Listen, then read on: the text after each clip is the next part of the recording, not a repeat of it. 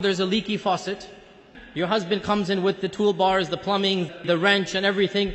And you're like, you're gonna fix the leaky faucet? You've taken his ego and you didn't just take a pin and you took a knife and you thrust it in his heart. Like literally the husband will say, if I can't even take care of a leaky faucet, you don't think I'm capable of this? What do you think I'm capable of?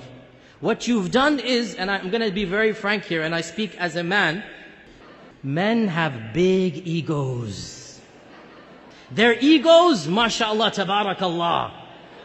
So, if you do anything to diminish that ego, you have hurt male pride.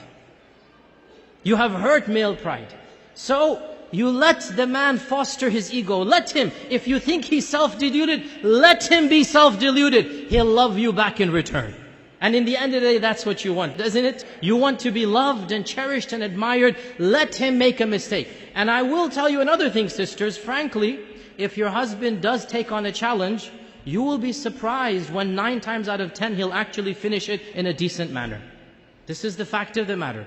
When men make mistakes, they'll go back and do it again, and do it again, and do it again, until they get it right. Allah created us that way. For you to hover over him and always pinpoint him, or find a fault, or diminish his ego, honestly, this is very problematic. Frankly, it's humiliating and painful for the delicate male ego. The man feels he's the protector. If you will challenge him and say, how can you protect me from a leaky faucet? Then you have basically said, I don't trust your judgment. You have basically said, I don't feel you're qualified to take on protecting me and taking care of the household. The bottom line, let him take on his challenges. Suppose he wants to write a book. Suppose he wants to do a project. Let him do it. Let him find out his own way. Maybe he's not the best plumber. Fine. But when you diminish his ego, this will cause problems in his heart for you. He's not going to love you the way you want him to love you. You need to allow him the impression of being the nourisher, the provider, the qawwam. He's the one who will protect you. So you take refuge in him, you seek shelter in him. Yes, honey, you will fix the leaky faucet. And guess what? Inshallah, he will actually end up fixing the leaky faucet. Also, when you must bring up something negative, and sometimes you have to, I'm not saying you always be quiet and never point out a mistake or something. When you must bring up something negative, choose your wording and the tone of your voice with great caution.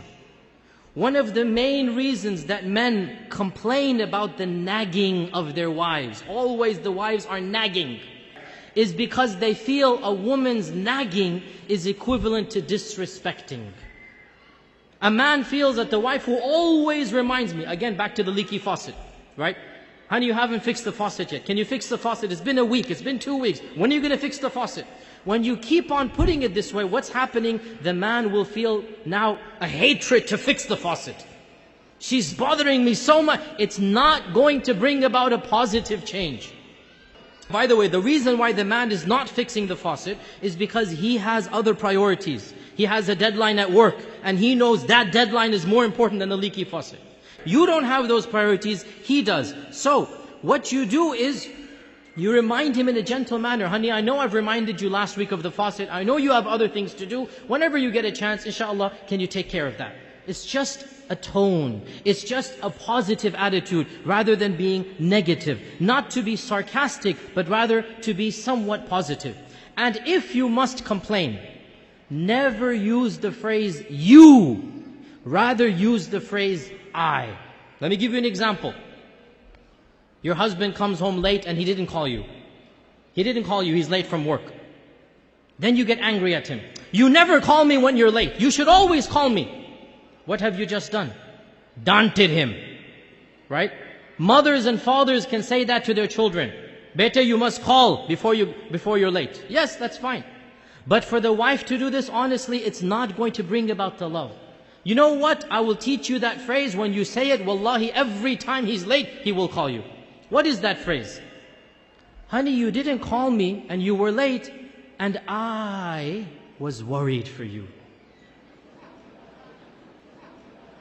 Instantaneously, I got worried.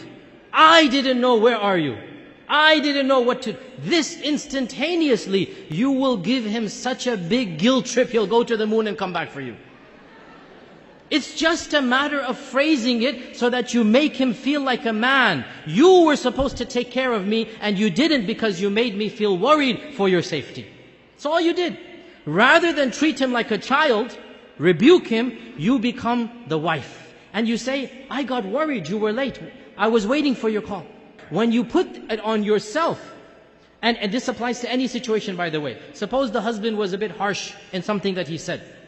Rather than saying, you always say that, you should say, I felt hurt when you used this phrase. Change it back on you. And when you say, I felt hurt, automatically the husband will feel, man, I was too harsh, I shouldn't have done that. He will feel guilty, and that's what you want your husband to feel when he's a bit harsh at you. You want him to feel guilty. When you rebuke him, he's not going to feel guilty. And you all know this from experience. You want him to feel like a man, be a woman, and he'll feel like a man. Act as a woman, act in a feminine manner, and he will come and be your savior and your knight in shining armor. But you have to be the damsel in distress to get that knight in shining armor. Until you're the damsel in distress, that knight in shining armor is never going to appear.